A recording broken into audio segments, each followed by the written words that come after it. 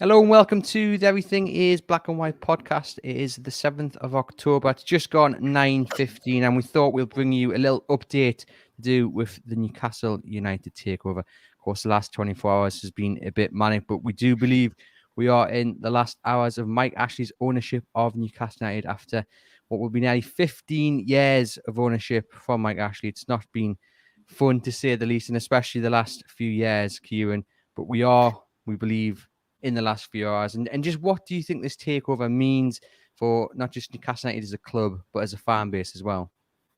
Oh, it's seismic. I was there at Molyneux on Saturday, and it's the first time in a long while where it reminded you just how the helplessness, the apathy, the contrast even between Watford and Wolves, the week apart, how, even in the warm-up against Wolves, the fans were chanting against the owner, chanting against the manager. There was such a kind of energy there, and at Wolves, it was understandably so flat, and you could see why thousands and thousands of supporters were logging onto a cat hearing, a legal case. Some of them probably on their lunch hour. The most, in theory, the most boring thing probably you could tune into on the internet, and they're just desperate for something to cling to, something to get them through, and unbeknownst to anyone, their prayers got answered a lot sooner than they thought, and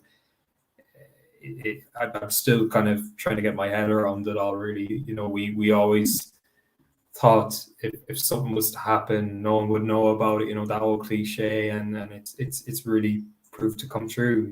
This has been top secret behind the scenes for quite a while, and somehow nothing's leaked out. In contrast to maybe previous incarnations or previous times, it's been really, really tight, and not a coincidence. I know there are people briefing to the contrary, but not a coincidence this has emerged after the piracy row was settled. I think it's the biggest coincidence of all time if people are saying otherwise, because that was, to put that into words alone is hard, because being sports for 4.5 years, wasn't able to broadcast in the biggest market in the Middle East. So for that to be lifted, it just opened the door, and frustration obviously is, why couldn't have that been done sooner? But it's been done.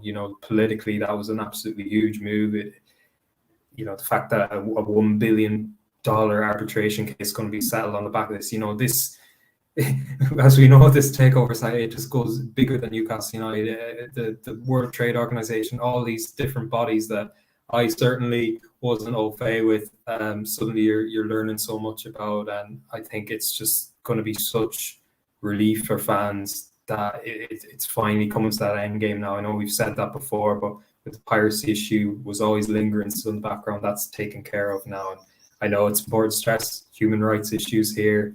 There are uncomfortable questions to be asked going forward, but I think for fans, this is just a huge day, obviously. With all the bodies involved, I mean, it's believed that, people in the Saudi government high up actually came and said, what do we need to do to sort this out? They were told privacy, and they've done that. And then you mentioned the World Trade Organization.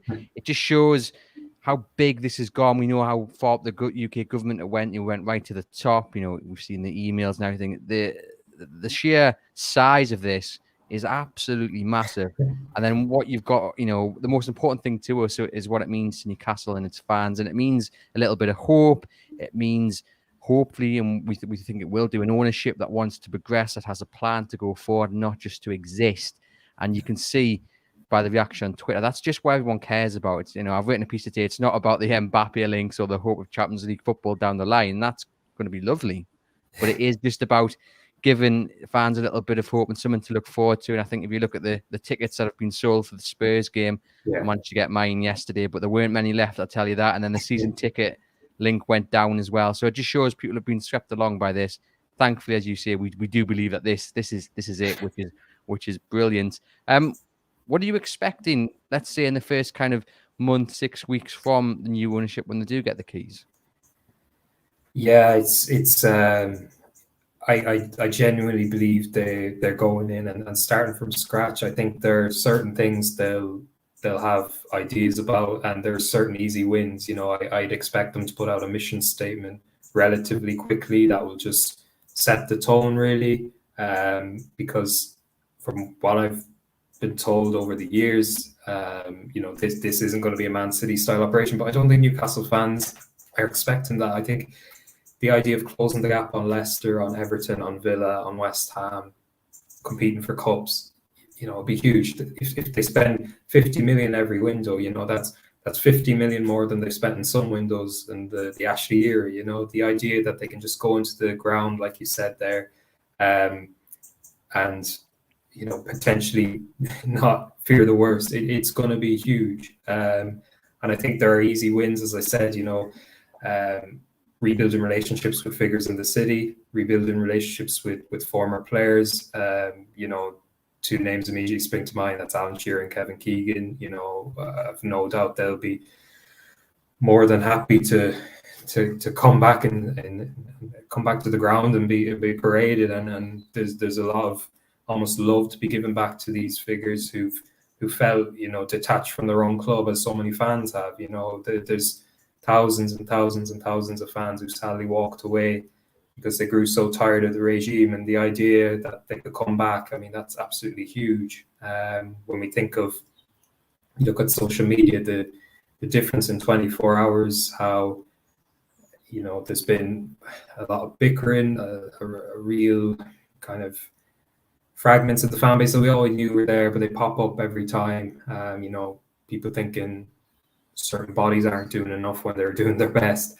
And we're seeing now how something like this, it could really unite the fan base. And we all know the biggest thing with Newcastle United is the fan base. And that for me is probably the most exciting thing, that if you got the fan base all rowing in the same direction. I know they're going to disagree still on tactics and X and Y like normal fans should, but the idea that they'll feel like they're connected to their club again, that's amazing, really. Yeah, most certainly. And I mean, I asked yesterday on Twitter what people want to see straight away, and you mentioned the easy wins, and it is things just like giving St James's Park like a paint, giving a bit of a clean, taking the Sports Direct signs down, plans for the training ground in the future. But it's things that can be done relatively quickly. We know redevelopment of the training ground, it won't happen overnight, but things like just tidying the stadium a little bit is things that can be done, and will make a massive difference to Newcastle United fans. And so it should, because that stadium's right in the centre of the city. We all know it's the first thing you look for when you come over the bridge and what have you, and it does deserve some love shown to it. The other thing, Ciaran, is that a lot of people would like to see the head coach moved on. Reports yesterday that he's well aware that if when this deal goes through, he's likely to be shown the door. That came from the Express, and then there's other reports as well that he's aware of his fate when this deal does get signed off. The names on the betting lists are quite something. Alan Shearer's 14-1. Rafa Benitez at some bookmakers it's 10-1. Maybe he's gone to Everton just that wee bit early. Do you think Steve Bruce will be moved on? I know when we spoke to Mark Douglas yesterday, he said he would imagine so. He thinks the director of football is going to come in, and then Steve Bruce will probably moved on. But ironically, he said, had this happened in the summer, he thinks he would have been given a few months to prove himself. But I guess with Newcastle in the position they are, the fan base, the majority of the fan base would like Steve Bruce gone, regardless of this takeover. Is it inevitable that he will be shown the door, do you think? Yeah, it's a tricky one, isn't it? I think he, as you said, had it happened originally, he would have been kept on, and I do think possibly had they been riding high in the table, I know that was unlikely given everything that went on this summer. He wasn't backed. Admittedly, he knew what he was getting himself into when he took this job, but to have gone in with the same squad as last season, wasn't really going to push for that top 10 immediately, sadly. I think his attitude with this, it's very sensitive, obviously, talking about someone's job when this hasn't happened yet, but his attitude's always been what's best for Newcastle is best for him. So I think he'd be very, understanding about it. I think we've seen with takeovers before. I personally hate this when they stick with the same manager from the outright, and everyone kind of knows they're going to change it. It's just a matter of when. We've seen it with Claudio Ranieri at Chelsea, Mark Hughes at Manchester City. You would think that this does happen, which you're expecting it to, that a change would be made. It's probably is just a question of time. In terms of the candidates, they'll have their own ideas on the kind of manager they'd want to bring in, and I think it's, as you touched on, the director of football position and that position are so important. I think getting a chief exec with football experience is going to be huge as well.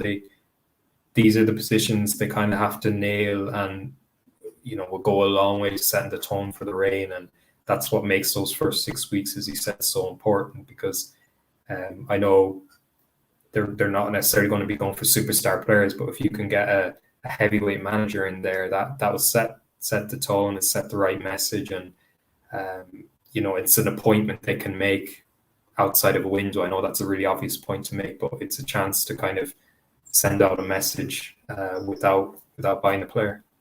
Most certainly, and it's thought that they've got plans, and it won't be waiting for some of these big decisions to be made, especially the director of football. It is believed that they've probably got a name, and they've probably sorted it out when they could have had the keys back in the summer. So you do expect some quick movement, because obviously the Spurs game's coming up. It's going to be boisterous, and then you've got the January transfer window not so far away. And it just on that, Ciaran, I mean, when you go back to last week, and we got the arbitration date announced as the 3rd of January, and instantly that's all anyone was looking forward to, not the 12 or so games that coming before it, not the fact the January transfer window opens 3 days before the arbitration was set to take place. And no one was looking forward to anything else but this court case, which there was a strong chance they might not win. And yet, a week later, here we are, and everyone's getting ready to crack open the bottles of champagne and head down the big market. It's just an unbelievable change of feeling, and I mean, how would you put it into words? As a son, I'm still trying to, it was only a couple of days ago, you're seeing a clip of Mark Gillespie making a mistake at Harrogate go viral. The change has been remarkable. We obviously saw the trust survey come out, and how maybe confidence in this actually happening was naturally flagging a bit, because I don't think there were fans that went into the arbitration here and thinking it's going to happen. I think on the contrary, a lot were very realistic about it, and we've always been so cautious because we've been in these situations before. But as I said, this piracy issue was always lingering in the background before. Taking that out is seismic, really, and the people that have been involved in this, your PSG's president, who's also high up in beIN Sports, playing a key role politically. There's some absolute heavyweight figures involved in this who have nothing to do with Newcastle United, have inadvertently helped it happen. And it's still struggling for words. But like we said, we're always that old cliche of it was going to happen without anyone knowing, and it's kind of gone that way. Well, certainly, I would say we do expect it to happen, Dale. Our colleague Levi has just put out a story there which says Newcastle United want this today. Various reports that people have been working throughout the night to get this pushed through. Equally, Luke Edwards of the Telegraph writes just there, Ciaran, that it's likely to go through today, but only when the Premier League are likely to say that they've had assurances that Saudi Arabia won't be running the club, which is an interesting take on things. And of course, that was supposedly the issue, but it looks like it might have been, as again, one of our colleagues, Mark Douglas, described it yesterday on the podcast, a kind of proxy war to the piracy. I think that's where we'll finish, Ciaran, and obviously we've covered it briefly, but just how important, and the answer is probably going to be very, has it been that Saudi Arabia showed not just willingness, but actual action on piracy, given the amount of money it's cost beIN Sports. It's a country of 40 million people, so that's a heck of a lot of subscriptions. Given the kind of the issues it has caused the Premier League, and we've seen, like you say, the World Trade Organization. I mean, it was a massive show of intent that they've gone out and done this, and a massive boost, obviously, for the takeover. And it shows just how important Newcastle United is to I suppose, their business plan and going forward. Yeah, I mean, to put this into perspective, I was told yesterday, people had literally lost their jobs at BA, and they couldn't afford to keep certain people on in certain departments because of this. Up until this point, that's how real it is. It was costing the company money to that extent, and yeah, it's huge. I think, as I was saying earlier, you're going to get certain parties saying separation was the issue, but it's linked to the piracy. If piracy is no longer a problem, then separation isn't an issue. As simple as an equation as that is, because the Premier League have such a hardline stance on piracy that the idea of bringing in someone who's actively not broadcasting, one of the most influential broadcast partners, who has a history of piracy, who refuses to settle cases, refuses to, the Premier League have literally taken cases against them in court and taken that out of the equation, almost recognizing that